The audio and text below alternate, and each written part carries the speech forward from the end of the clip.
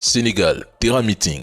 L'actuel Premier ministre Ousmane Sonko finira par devenir président de la République. C'est à mes yeux son destin, sauf erreur de ma part. Je suis convaincu qu'au Sénégal, c'est le dernier adversaire que l'on souhaiterait affronter en tant qu'opposant. J'ai regardé le Terra Meeting du PASTEF, incroyable. Quel autre Premier ministre en Afrique possède une telle capacité de mobilisation? Qu'ils aient été 500 000 ou 1 million, la réalité reste la même. Qu'il soit Premier ministre aujourd'hui ou qu'il occupe un poste supérieur demain, il a toutes ses chances dans une élection présidentielle.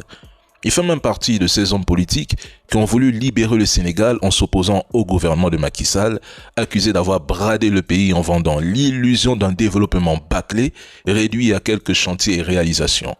Sonko a accepté la prison. Il ne s'est pas planqué derrière un écran sur les réseaux en envoyant des jeunes risquer leur vie pour lui. Il n'a pas instrumentalisé les Sénégalais pour accéder au pouvoir. Il était même en première ligne. Nous nous souvenons tous de ces moments. Le PASTEF, que l'on aime ou non, est une association qui réunit des hommes de valeur soucieux de l'avenir du Sénégal.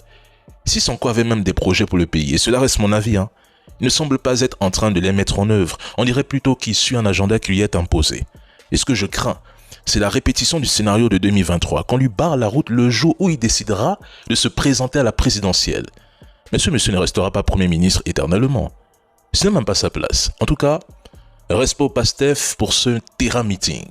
Mali. Les Russes ne sont plus impliqués dans le combat et les Russes et même le ministère de la Défense, ayant sa guerre à gérer, n'a pas privilégié l'accompagnement au Mali. Et aujourd'hui, on se retrouve avec ce résultat, avec cette position, même si pour moi la chute n'est pas imminente parce que le GNIM aussi voit ce qu'il a à gagner en prenant aujourd'hui Bamako. L'agenda peut être celui de prendre Bamako plus tard. On est un peu surpris quand même par la sérénité affichée par les autorités, comme si de rien n'était. Il n'a pas encore déclenché le mécanisme de solidarité qui est prévu par la charte que ces pays ont signée en créant la Confédération des États de l'Alliance du Sahel. Et je crains qu'il ne soit trop tard. Je pense que c'est maintenant que ces pays doivent faire ce qu'ils peuvent pour apporter une aide logistique et militaire au Mali pour éviter que le GNIM se rende maître de Bamako.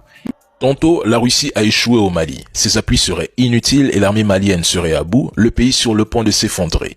Tantôt, la Russie serait trop accaparée par le front en Ukraine pour poursuivre son soutien au Mali, alors même qu'elle aurait déployé des unités d'Africa Corps sur le terrain. Tantôt, Bamako serait totalement encerclé et sur le point de tomber dans quelques jours. Tantôt, la chute imminente ne serait plus d'actualité mais possible. On nous dit que les terreaux observent la situation. Mais si ces groupes avaient vraiment les moyens de prendre Bamako, que ferait-il à regarder la ville cachée derrière des arbres? Tantôt, on affirme que, quoi qu'il arrive, Bamako tombera et que les terreaux prendront le pouvoir avec les opposants. Tantôt, on prétend que le Burkina et le Niger devraient intervenir militairement pour repousser ces groupes et sauver la capitale. Tantôt, les terreaux seraient à seulement 15 km de la ville, prêts à déloger le général Assimi Goïta. Tantôt, ils reculeraient, réévalueraient la situation, car ils se prépareraient à prendre le pouvoir. Tantôt, Assimi Goïta serait aux abois, sans aucune carte en main et complètement affaibli. Tantôt, on s'étonne de son calme, de sa sérénité, et personne ne sait vraiment pourquoi. Ils ne comprennent pas pourquoi Assimi est serein et exhorte maintenant le Burkina et le Niger à venir sauver Bamako. En 4 jours, ils sont déjà à plus de 40 publications pour 10 interventions. Même LCI, chaîne de propagande, vient de nous proposer un reportage sur la chute imminente de Bamako, mais n'arrive toujours pas à nous produire un reportage sur la chute imminente de Pokrovsk en Ukraine. Écoutez attentivement. Allez-y vérifier.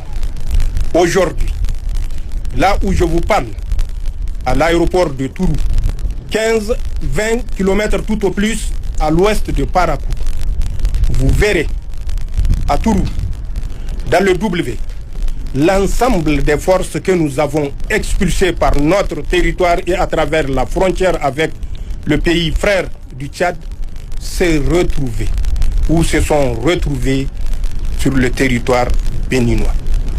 Rien qu'avant-hier, il y a un porte-hélicoptère amphibie qui s'appellerait Tonnerre qui a accosté au port autonome de Cotonou. À bord, c'est des milliers de soldats français. Ils doivent être à leur 10e débarquement à Cotonou. Ça ressemble à ça. Il s'agit d'un porte-hélicoptère amphibie. Une véritable base militaire flottante capable de déployer plus de 16 appareils. Il peut embarquer jusqu'à 1000 fantassins, des blindés et un important arsenal. Depuis décembre dernier, son Excellence le général Tchani signale une dizaine de débarquements au port de Cotonou.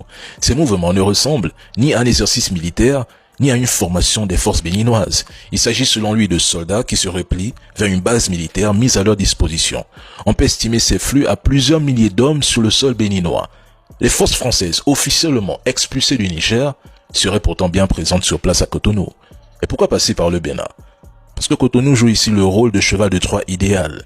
Des bases comme celle de Toro serviraient de hub pour armer et former des groupes terreau-terreau, puis livrer la nuit des armes par hélicoptère avec des immatriculations effacées afin de brouiller les pistes.